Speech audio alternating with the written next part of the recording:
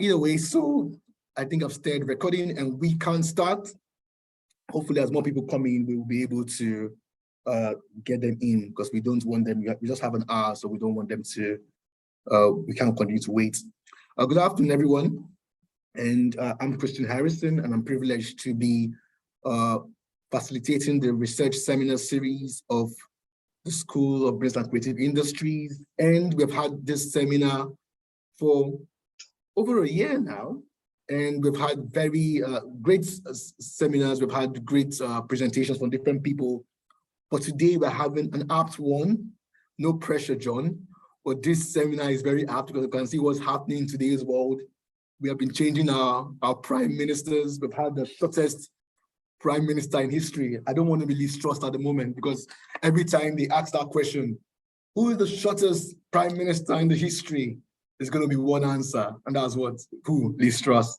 Who is the shortest chancellor in history? There'll be one answer, and that's who? Kwasi Kwarteng.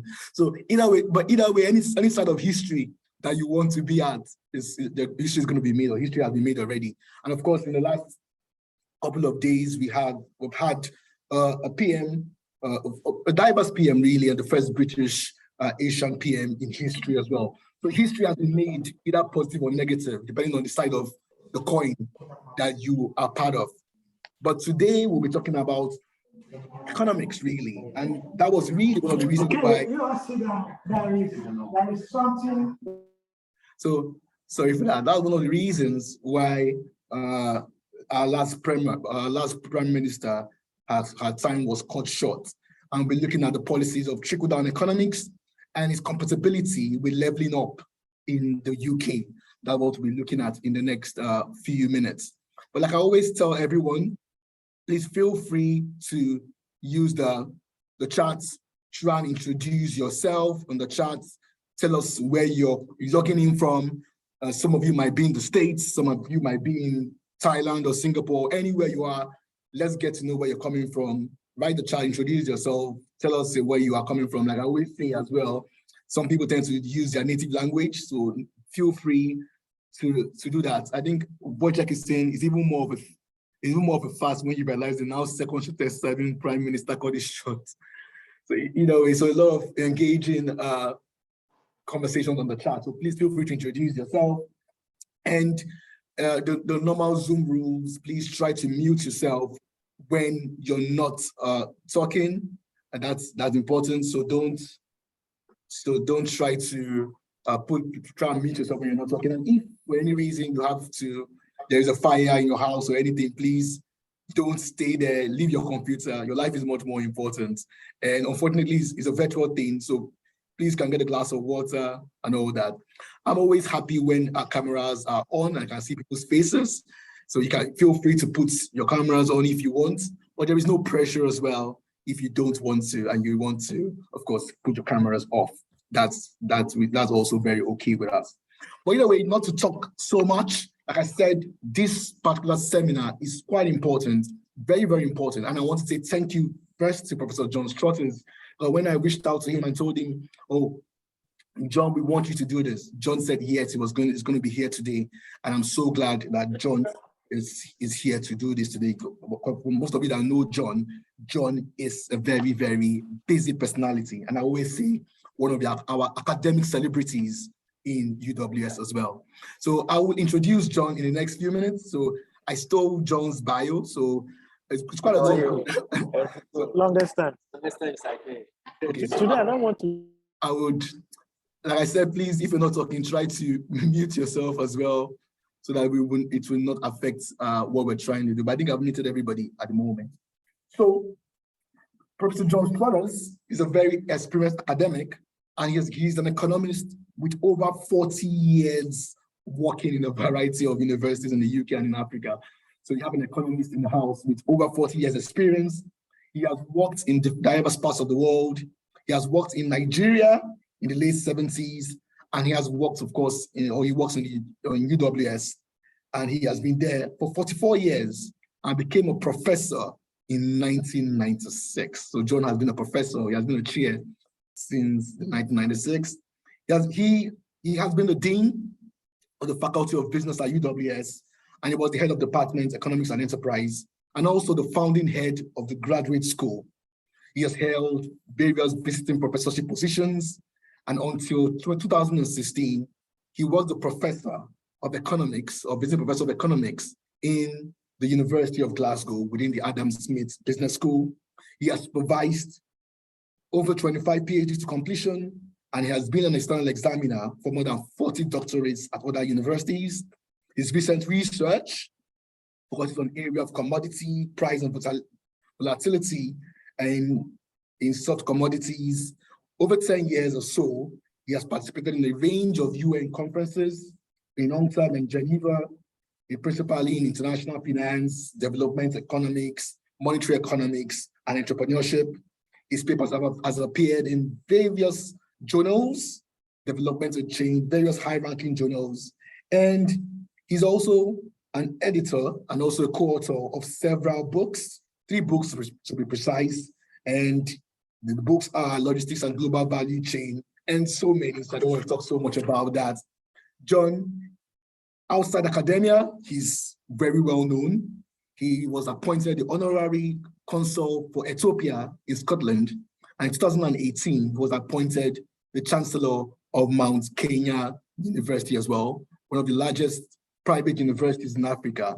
And in 2015, he founded the Center for African Research on Enterprise and African Development at UWS, and he's currently the center's director. One thing, of course, about John is that John is also an award winner, and I think a couple of months ago, John, you won an award in the Herald. I can remember like an award, long-serving and more of a recognition award by the Herald, a very reputable organization as well. So this is just a snapshot of John's CV or John's biography. And of course, there is so much about John that many of us already know. John is very supportive and he's always there to support.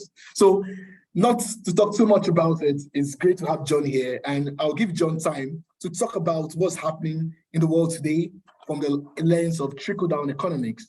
And after that, you can ask John any question you want to ask him. Thank you very much.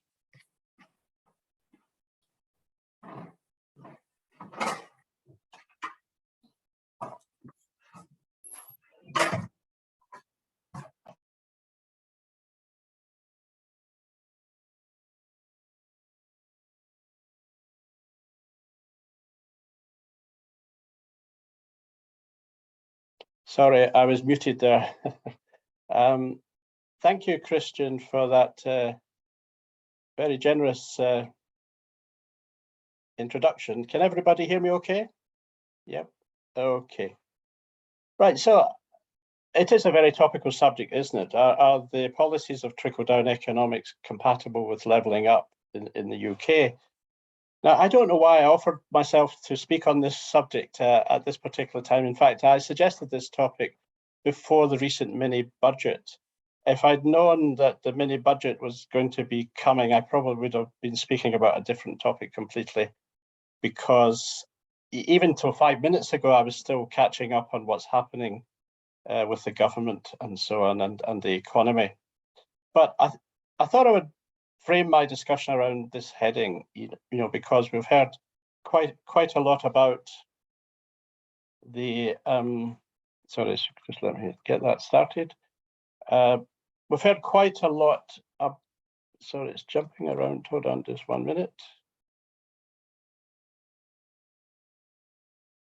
Not quite sure what's happening here with the slides. Seems to have jumped ahead a bit. Hold on. I'll try again. I'll try this format. Okay.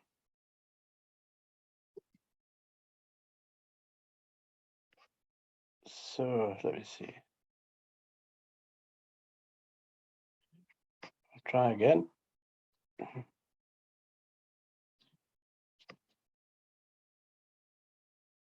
Is that better? It seems to be jumping on to a later slide. I don't know why. Let me just go back in. Can everybody see that? It's a bit, Yes. bit small. Yeah, we can see that. It's a But bit small. the second slide on this is what to do. What do terms leveling? Is that the second slide that you want? No, I don't know what's happened here. It's jumped onto the wrong slide. That should be the second slide. Anyway, I'll sort that out. I know what the sequence of the slides. Hold on. No, wait a minute. I think it is the right. I'm very sorry. I think I was okay at the beginning, so I'll go back on the slide. I'll come out of this and then sorry. I'll go back in. As I said, I was constantly updating these slides, so I had to rearrange some of them. So other policies of trickle down economics. It seems to be stuck again. What's happening?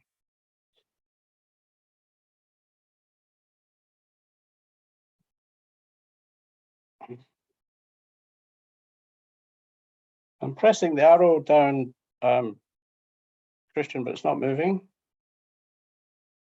Okay, I think maybe if you use the side on your, if you go backward and forward, maybe on the keys of your computer. No, not working. I think I may have to go into the smaller frame. Okay. We'll try that.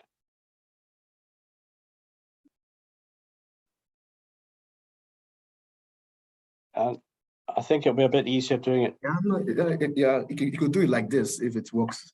Yeah. We can see it, so you can do it like this. Okay. So that it's easier. Right. So I'll begin by asking what these terms actually mean. So I think recently, can most people see it anyway? Maybe a little bit faint. Is that better? Yeah, we can see it. Yeah, we can see it. So what do these terms actually mean? I mean, I think they're being bandied about at the moment in terms of the current crisis. And I think it is useful just to understand what they mean. First of all, just spend a few minutes on this. I mean, the term levelling up originally was developed by Boris Johnson, actually, a few years ago, when he was the Prime Minister, to talk about the need within the United Kingdom to achieve greater equality, I suppose, particularly with regard to the North-South gap, although that has been extended to a more general levelling up process or evening up process in terms of how government policies should be prioritised. And I've listed some of the things here, like investment in different contexts, different sectors, more public services, with the aim of narrowing the income and wealth gap between the rich and the poor. So with levelling up, the emphasis is on equality. And that in turn should be the key aim of government fiscal policy. And the question then is this achievable via government policy, or should it be left to free markets? This, of course, is a question that economists have exercised their minds over for literally centuries. And I would defy anybody to come up with a clear answer on this question. There is a lot of learning by doing going on when it comes to this. When it comes to trickle-down economics, or sometimes called supply-side economics, it's completely different. We're talking about an emphasis on cutting tax rates, less regulation, smaller government, stimulating enterprise, economic growth. The emphasis is on growth, not equality. And by the way, I've actually, I know there's not a lot of you are economists here, so I've simplified some of the concepts. Not that I think you couldn't understand them. It's simply, I prefer to simplify economics because it is pretty complicated at times, although there's a little bit of complication later on. So are these two objectives incompatible? I would say not necessarily. That's my conclusion. That's my answer to the question that I posed, by the way. But this, of course, depends on a number of interactions throughout the economy, and that's what I'm going to be talking about. I'm actually going to frame this around three theories, which are crucial to understanding the constraints that all economies face when trying to reconcile economic growth with equality, which is essentially what trickle down versus leveling up is all about. Now, bear in mind that economics as a subject, and some of you are economists, we tend to focus on what we call the least bad option. Not the best option, not the worst option, but the least bad option, because we live in an imperfect world. Putting it more technically, we want to try and achieve a positive non-zero-sum game from government policy choices. Game theory is used heavily in economics. I'm not suggesting that, that this is necessarily what governments do, but we can approach our understanding of these choices from a game theory perspective. So the outcome should be a positive non-zero-sum game. In other words, we economists, and we get a bad reputation for this, accept that economic decisions will produce winners and losers. Now, we can challenge that, of course, in a separate seminar, but let's just assume that is the case for the moment. And out of that, we want the gain to the gainer to exceed the loss to the loser. That's what a positive non-zero-sum game is. Now, I was going to go on before the mini budget and talk about some of those things, but I'm now going to put this in the context of the mini budget. And can you still all see what's on the screen? Is it a bit clearer now? Yeah, it's clear. Yeah. Okay. So we all know about this, don't we? I mean, how can we not know about this? It's constantly on the news. There was a massive fiscal package of tax cuts in the recent mini budget, but everybody was so exercised about one particular tax cut, which was to the top rate of income tax of 45% to 40% for those earning more than £150,000 per annum.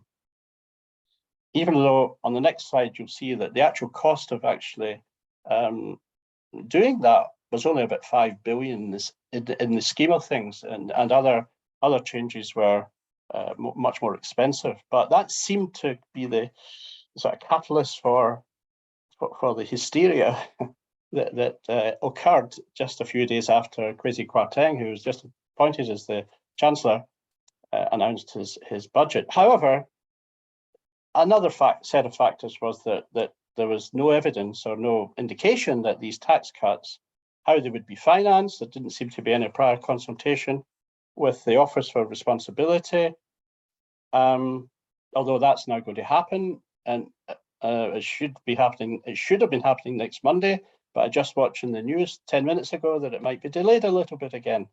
That's what I've just heard. Of course, there was another issue about whether the Bank of England knew what was going on, and they maybe get caught off the hoof, as it were, and then they had to react by increasing interest rates. We'll explain that a bit later.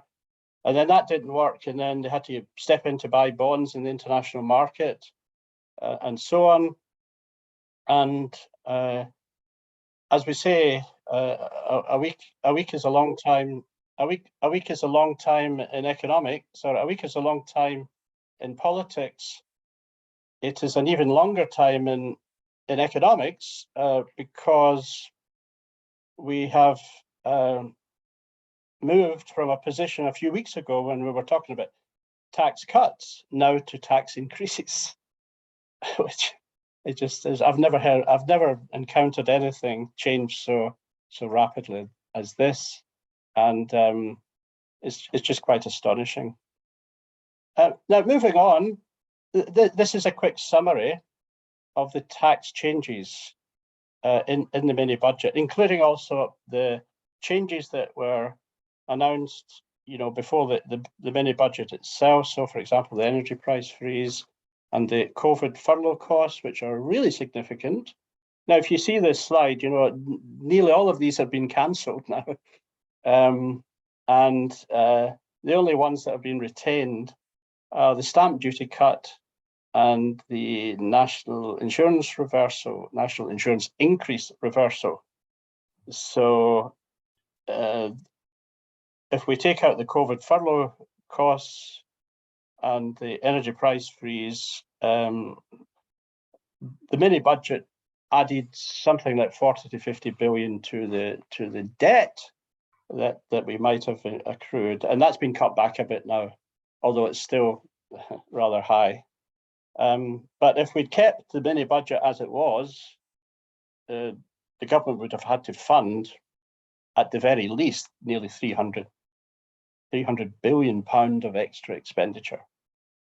And if I move on to the next slide, the problem with all of that is this, in a sense, raised the question of, what's the debt position of the country anyway?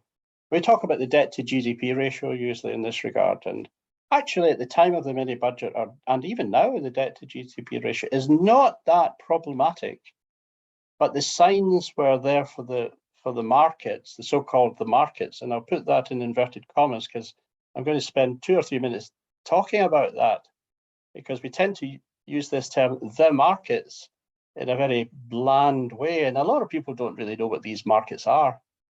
It's not something tangible, for example. So a country can go into debt, and the question is, how do you finance that debt, basically? Obviously, monetary policy is the flip side of fiscal policy. And in the UK, of course, we have an independent central bank, the Bank of England, who has a primary responsibility of controlling inflation. And they use tools like interest rates, buying and selling of government bonds, etc. And one of the things that we have to bear in mind, and I'll repeat this later, is when all of these tools are being considered, we also have to consider the impact of adjusting these tools on the exchange rate of the United Kingdom, because we're a very open economy.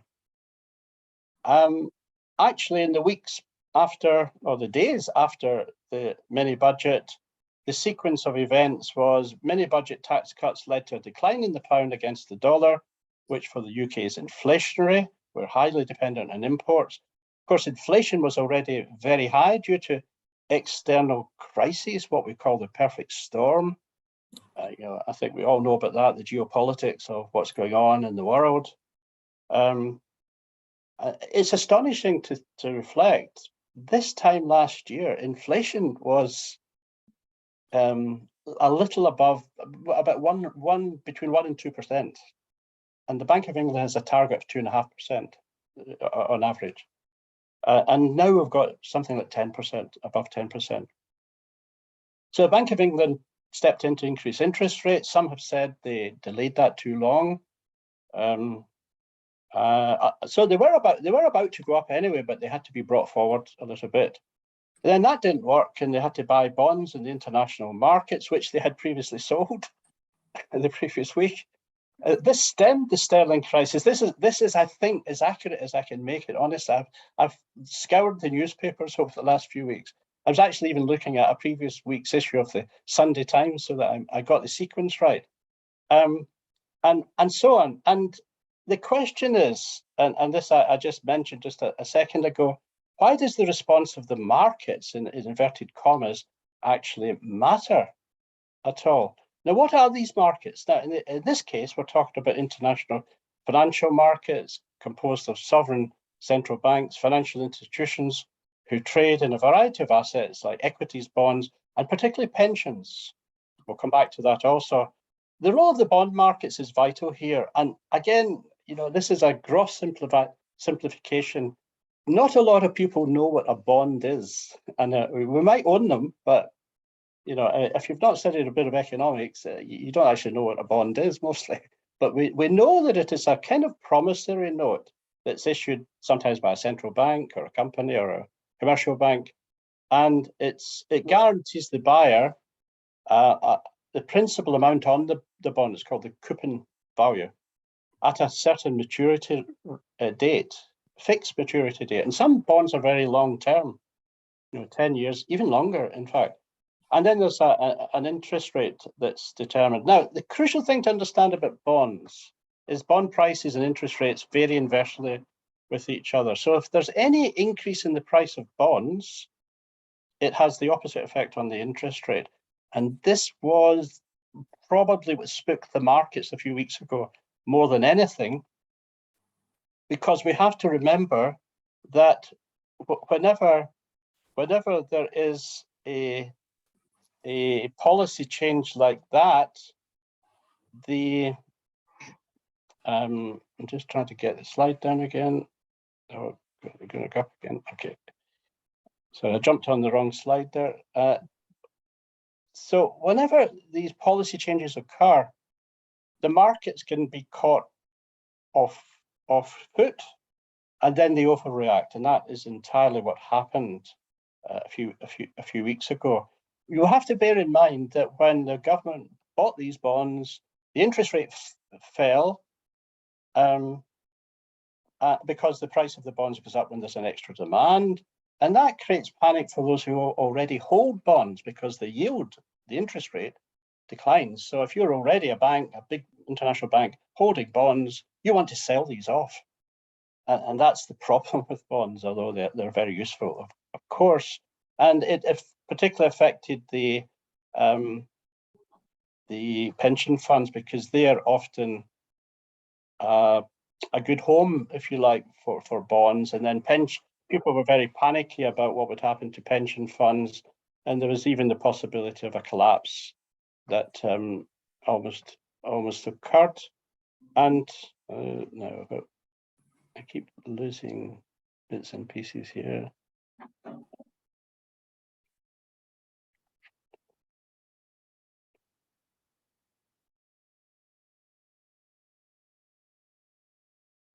I got it back again. And why were the rates increased anyway? The Bank of England then came back in and increased the rates again. Why were the interest rates increased, and what effect did that have? I'll summarize this statement, this slide very quickly. This did stem the tide a little bit because the interest rates were increased again, and then this attracts inward investment. This strengthens the pound because if there's inward investment, the demand for pounds goes up and therefore the exchange rate improves. So these are the links that we have to be concerned with in this process. One of the consequences of this was increased mortgage rates, in fact, nearly doubling.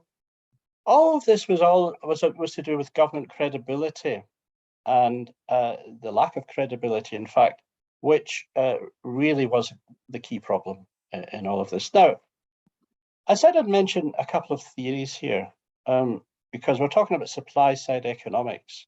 First one is something called the Laffer Curve. Now, this is sort of economics 101, as to say, but the Laffer Curve are after the economist Art Laffer, during the time of Ronald Reagan's presidency, became famous for the so-called Laffer Curve. Some other people call it the laughable curve because it's so simplified that it's laughable. And it's based on this simple equation here that total tax revenue, capital T, is a function of T times Y. T is the tax rate, Y is GDP. And so the idea behind the trickle down philosophy is by cutting small t, if you increase Y by more than you've cut small t, you increase large T. And there's been huge debate in economics about what the optimal tax rate of a country is. This is the Laffer curve. You want to get somewhere up there at the peak of the curve where the revenue is maximized. So this is tax revenue, this is tax rate. I suppose the idea of Quasi-Quarteng was that the tax rate was hovering about here, 45%, and he wanted to reduce it to get up there. So it's an inverse U curve. How is this relevant to the recent UK mini budget? Well, I kind of just mentioned that actually, that that there is this relationship between tax rates, tax revenue through growth in Y, which is the growth that they wanted to come out of this process, albeit with time lags. So in a sense, this Laffer curve, I think I've described it as a workhorse of supply side or trickle down economics. And in some countries, by the way, particularly in Eastern Europe, an experiment has been used to have a single or a flat tax rate in order to avoid tax evasion and other things like that, in order to maximize or minimize, the trade-off between the fall in tax rate and the increase in GDP. But that's quite a risky thing to do. Some economists in this country have suggested this in the past, but they haven't had many followers. And so why did sterling fall after this mini budget? Again, the answer's complex. partly it's to do with the manner in which the budget was announced. It's what economists call the announcement effect. You know, when a budget is produced to the media, there is an announcement effect. The markets wait eagerly for it. The media latches onto it. It hits the markets. They were taken by surprise. And that's how the markets were spooked, and also because of lack of information about how it was going to be financed. Of course, this is just a repeat here. Sterling almost fell to parity with the US dollar. It's picked up a bit, as you know. I think yesterday it was 1.14, but it was almost parity with the dollar a few weeks ago, which of course adds to the inflation problem. And one of the conclusions I'll reach in today's seminar is that when we see through all the fog of all these different relationships, the key thing to worry about is inflation. So a second theory I want to mention quickly, I'll get through these quickly, Christian. I know I've got a bit slowed up at the beginning with my use of technology. But there's another theory in economics which I quite like. It's called the policy trilemma diagram. How does the exchange rate fit into this? Now, I'll have to enlarge this a little bit. This is a famous diagram developed by Mundell Fleming. Mundell won the Nobel Prize in economics. Mundell-Fleming model. It's basically saying this, that there is a what they call not even a dilemma, but a trilemma. You'd think a dilemma is bad enough, but we have trilemmas in economics. So when it comes to managing the economy between, you know, when you're adjusting tax rates or interest rates, the type of exchange rate system you have is important. The degree of monetary authority is important, but so also is the free capital market. So it's a kind of triangle. From this diagram, the Mundell-Fleming, the trilemma is the following, that it's only possible to achieve two of the three objectives at any one time. So for example, if option A is chosen, that's up the left-hand side of the previous diagram, there's a fixed exchange rate, free capital movement. The country then has sovereignty over its monetary policy, and therefore the UK, through the Bank of England, is able to control its money supply and therefore control inflation, hopefully, and that's it. But we have a flexible exchange rate, meaning the currency level is determined by the markets. But if it becomes very vulnerable to volatile international capital movements, which has happened in the last few weeks, this can set a run against the currency and ultimately a knock-on effect of loss of sovereignty. So it's a kind of worst of both worlds. And this did happen. So I could spend a little bit more time on that, but we are short of time. I want to show a table that I've produced for this seminar, which is a work in progress, about how we try and combine these effects together. And what we're talking about here basically is how fiscal policy and monetary policy interact with each other and the extent to which they're synchronized. And this is especially important when it comes to an economy that's so open as ours is here. One of the interesting outcomes of the last few weeks, last few days, has been the strengthening in the value of sterling, which will have a beneficial effect on inflation. But in this table here that I've produced, I can just about see that myself. I'm not going to spend a lot of time on this, but I just want to get you in the frame of mind that I'm in, which is how complicated this can be. So you've got instruments down the left-hand side, rate of interest, budget deficit, tax rate. And across the top, you've got impacts on the exchange rate, debt to GDP ratio, inflation rate, balance of payments, current account. And then on the bottom part of the left-hand side of the screen, you've got what we call feedback effects. So whenever there's a change in the interest, let's say, take the first one, rate of interest goes up, the exchange rate usually has a positive effect, although it can sometimes be negative. When the budget deficit goes up, the exchange rate is usually depreciates. There's a negative sign there. And then just to go down to the bottom left-hand side, when the exchange rate changes, you see it's a loop, a feedback loop. And of course, serious macroeconomic models combine these in a highly mathematical fashion. I'm just presenting this as a snapshot. So the exchange rate, it goes up, or the currency goes up, What impact does that have on the debt to GDP ratio? Well, it's usually negative, but we're not quite sure. There's a question mark. On the inflation rate, negative. On the balance of payments, current account, positive, etc., etc. So what we're basically saying here is this. It would be lovely in economics if we knew if it was either a plus sign or a minus sign. For some of them we do, but for some of them we don't. And if you look at the inflation one, you know, there's a whole series of pluses, minuses. Indeed, that's the case with the debt to GDP ratio and one or two on the balance of payments as well. That's important because it helps us to understand how complicated all of this is. And that, by the way, is one of the reasons why any chancellor should explain clearly what he's doing, particularly to the markets, and prepare the markets if you like, although don't say too much in advance, because if you over prepare, though, they could even violently react the other way. Now, the third theory, I'll quickly move on to this, and this is possibly the one that makes the most sense as far as the topic is concerned, the Kuznets Curve, named after the celebrated Nobel Prize-winning economist Simon Kuznets, who actually, there's a university in Ukraine called the Simon Kuznets National University of Economics, the Kharkiv in Ukraine. And basically, it's another inverse U curve. Now, I'll go on to this slide. This is the relationship between economic growth and inequality or equality. And it started off by Kuznets poring over data for many, many different countries in the early 19th century, sorry, the early 20th century.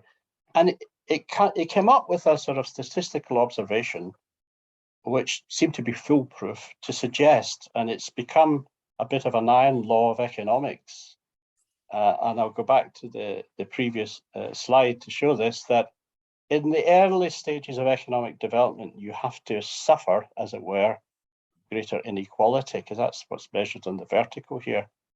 Of course, at the later stages of economic development, it's the opposite. So you're in a better position down here than you are on the upward part. Now, the question is this actually relevant to the UK in the context of levelling up? I'm about to say something a little bit controversial here. It might be, because it's a kind of iron law of economics. You measure inequality on the vertical. What we're basically saying is that when an economy needs to grow, the price that has to be paid sometimes is greater inequality. We're not saying it's desirable, but it depends where you are on that Kuznets curve. Just as with the Laffer curve, it depends where you are with your tax rate. And of course, we can talk on another occasion about how we measure inequality, and we use things like Gini coefficients. There's a big debate about whether they're good measures. It's a good measure for that. And I've underlined it here. The Kuznets curve is bad news for levelling up. I'm being a bit controversial there, basically. But it's relevant to this debate that we're having in the UK at the moment. What do we want? Sound like a bit like a trade union demonstrator saying that. But what do we want? Do we want more growth, or do we want more levelling up? We have to make a decision. Do we ever ask the public what they want?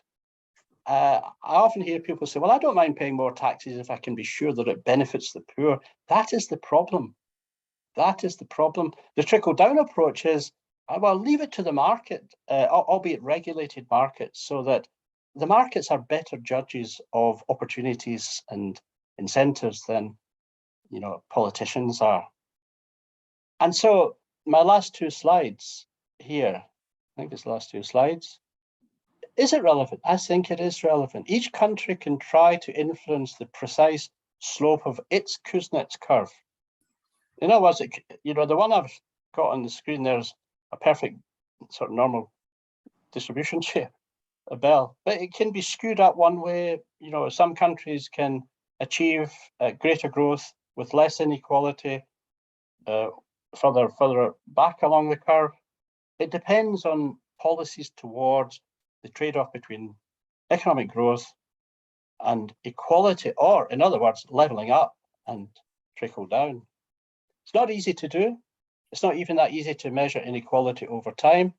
And are we talking just about money or assets or wealth with an increasing share in property owning population? Often economists take an intertemporal approach to measuring inequality over time. That's a very complicated area. We have to take account of demography, the aging population.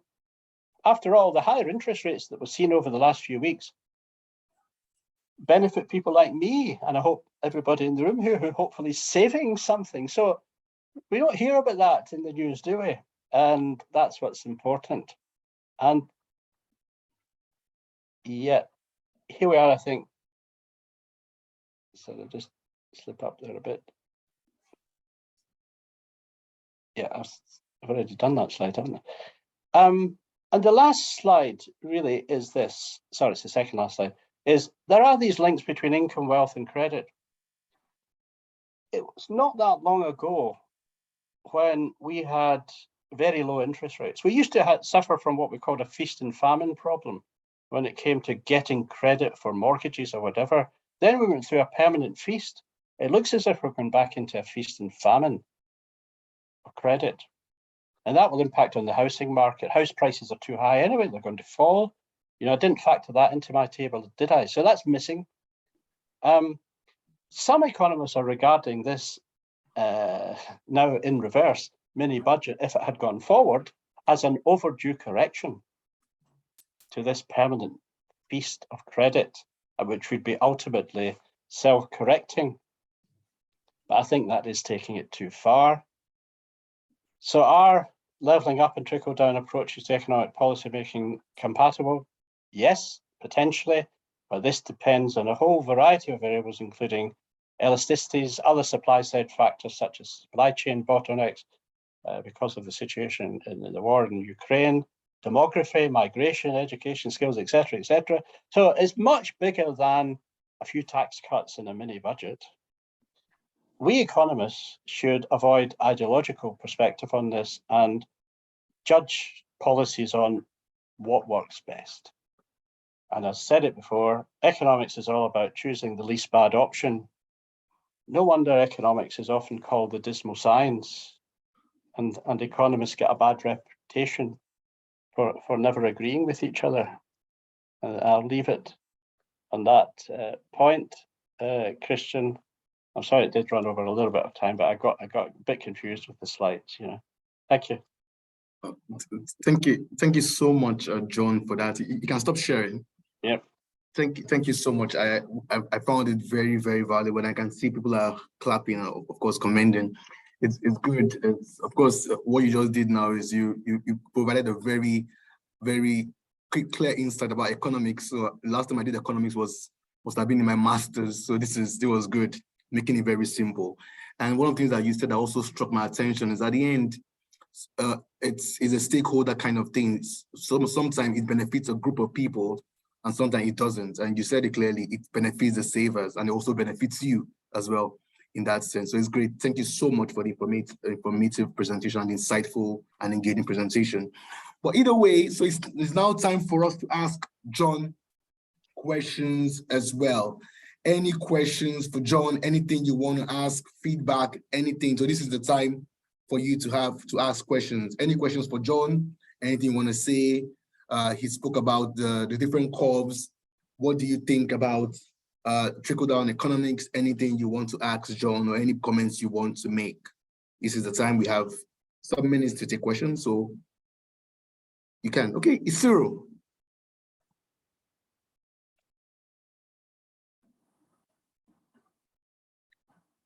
Isuru, we can't hear you.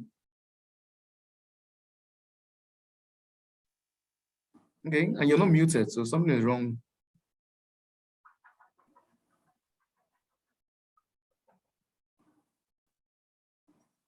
I think Alexandra. Okay, Alexandra wants to ask a question. Okay, Isuru, are you?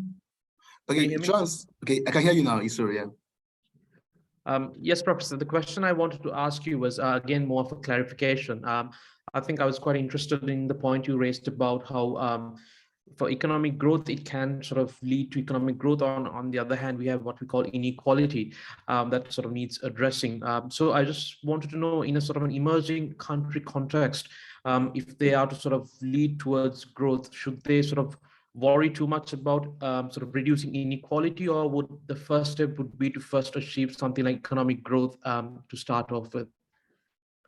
Well, if you believe in Kuznets, it's the latter.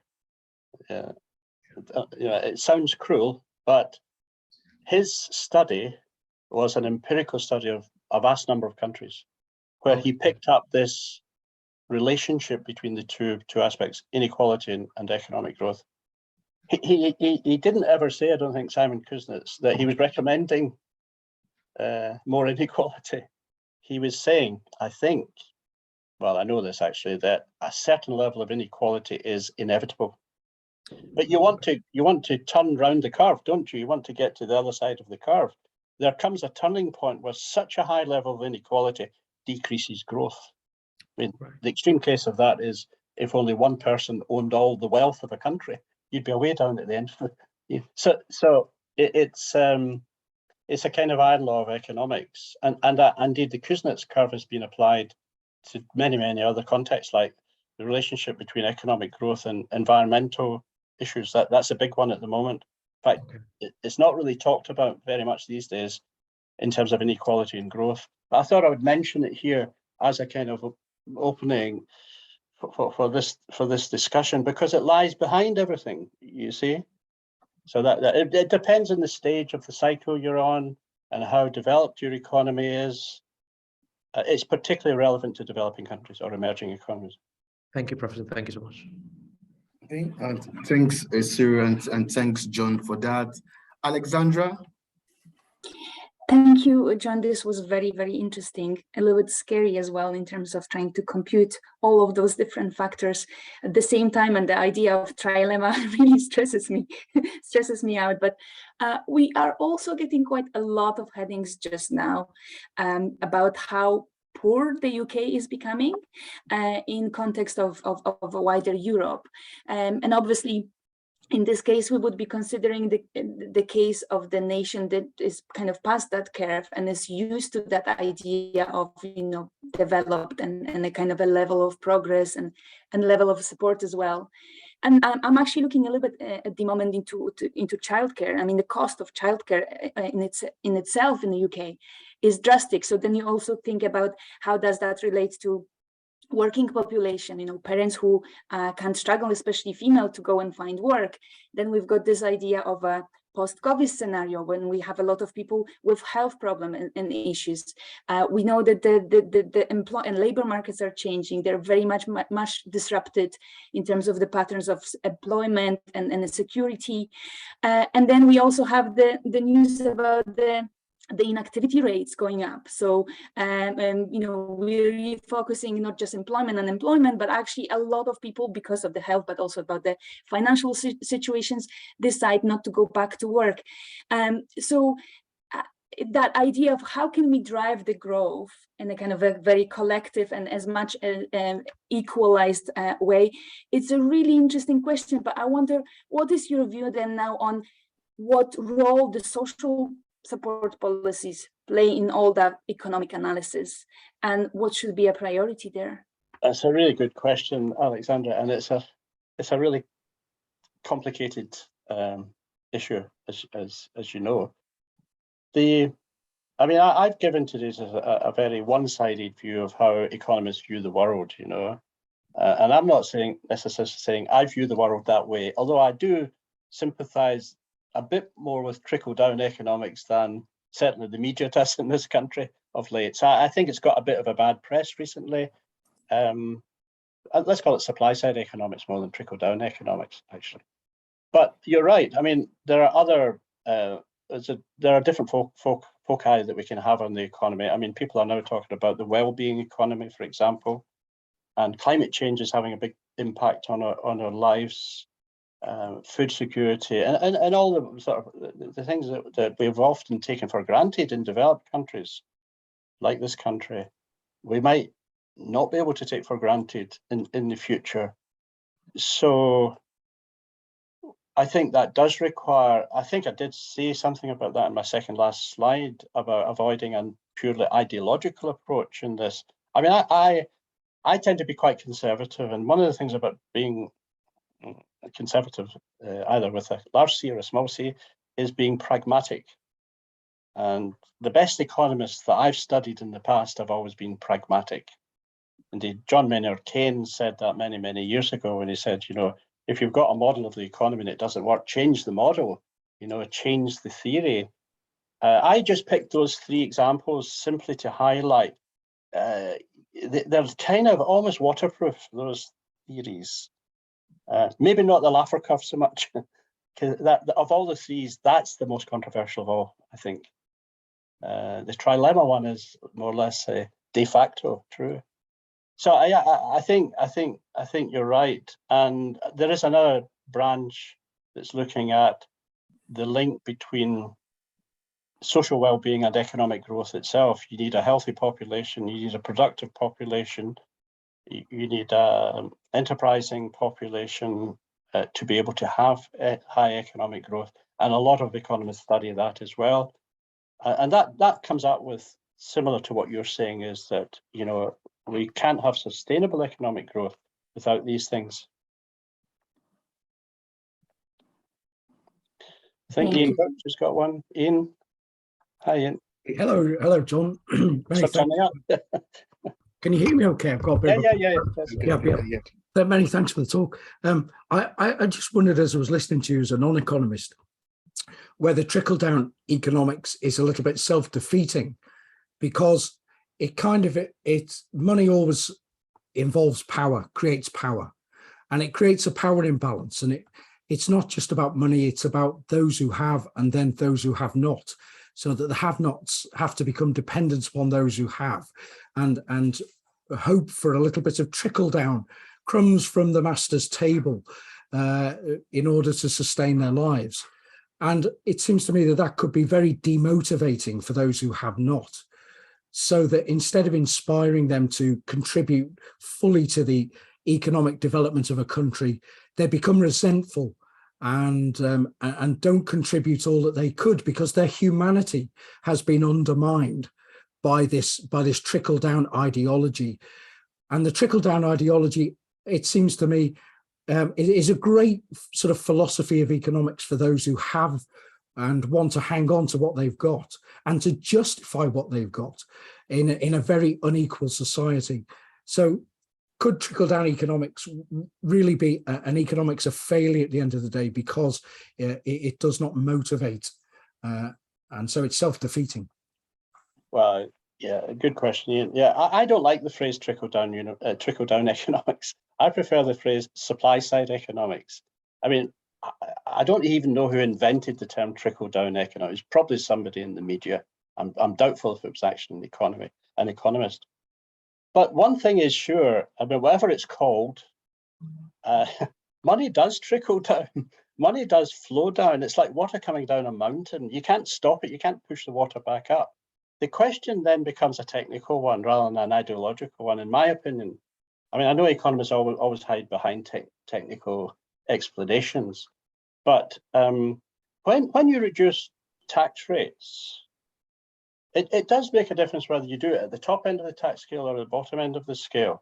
And I thought that the tax cut at the top end of the scale, the very second it was announced, I can tell you, I told my wife, this is a mistake. It's unnecessary. It's a mistake. Do it at the bottom end of the scale, partly for economic reasons, partly for political reasons. That's what killed the mini budget. That's what killed the mini budget. And the reason we're doing it at the bottom end of the scale is that people at the bottom, well, there are more people at the bottom end of the scale who are, you know, the number of people at the top end who are earning more than 150,000 in the UK is about 630,000 people.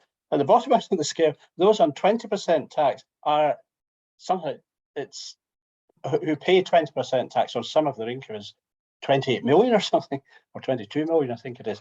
So the bang for buck, is, if you like, is better at the bottom end of the scale, and also the extra pound that the people at the bottom end of the scale receive from a tax cut is spent more than the people at the top. The people at the top might some of it will trickle down. I mean, for every pound that they earn, they might buy a new yacht with 90% of it, but the 10%, they'll have to employ somebody. That's what trickle down is sort of getting at. So the argument is not so much against, let's call it trickle down for the moment, trickle down as a concept, but how it trickles down and to whom and what they do with it afterwards. And that's where I agree with you.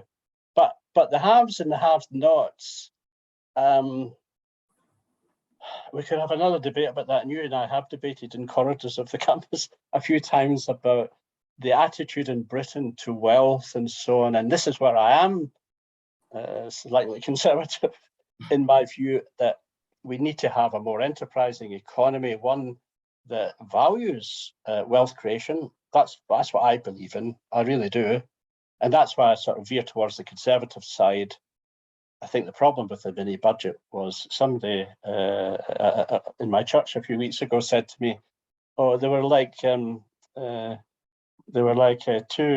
people running the student union with a budget, and they spent all the money all at once." You know, it was, you know, the phrase "too little, too soon." This is the opposite. Sorry, too little, too late. This was too much, too soon. We just couldn't cope with such a change. And anyway, it's been reversed. So we'll get over it, I think, as an economy. Okay. Thank you so much, Ian, and also Alexandra as well. And thanks very much, John. I think we have run out of time. It's 2 o'clock, and I don't want to keep people beyond the allotted time. But it's great to have Professor John here, and it was very, very insightful, talking about, of course, trickle-down economics. And most of the time, what you tend to see is that this nomenclature is usually termed based on the media. I think now we have trust to economics or trust economics, isn't it? So sooner or later, I don't know what kind of economics that will be, but I won't say anything. We're being recorded, so either way. But it's one of those things that we tend to see. People come up with different names for different things. But it's great that John has been able to explain much more from his own view as an economist, and of course, we've also been able to examine what we think about it. Whether we like it or not, hopefully things will get better. I know they're thinking of leveling up in the UK. Hopefully the economy, like John has said, is optimistic about it. And nowadays we don't see a lot of optimistic economists. So hopefully it's going to be great in the UK, especially since we now have a new prime minister that's going to do that. But either way, thanks everyone for coming. I hope you had a good time. Thanks for being here. I know most of you are busy. And of course, thanks John for everything and for the support and for the insightful work and insightful presentation for today. In the next 2 weeks, we'll be having another one. And that's also very critical. That's going to be looking at culture clash within academia. So please watch that space. It's an external speaker from Northampton, Dr. Hala Mansour. So please make sure you attend. Either way, have a great day and thanks everybody, and see you in the next 2 weeks. Okay. Thanks. Thank you. Thank you, John. Thanks everyone for attending. Thank you. And Thank you, John. Thank you. Thanks a lot. Thank you. Thank you, John. Bye-bye. Thank you.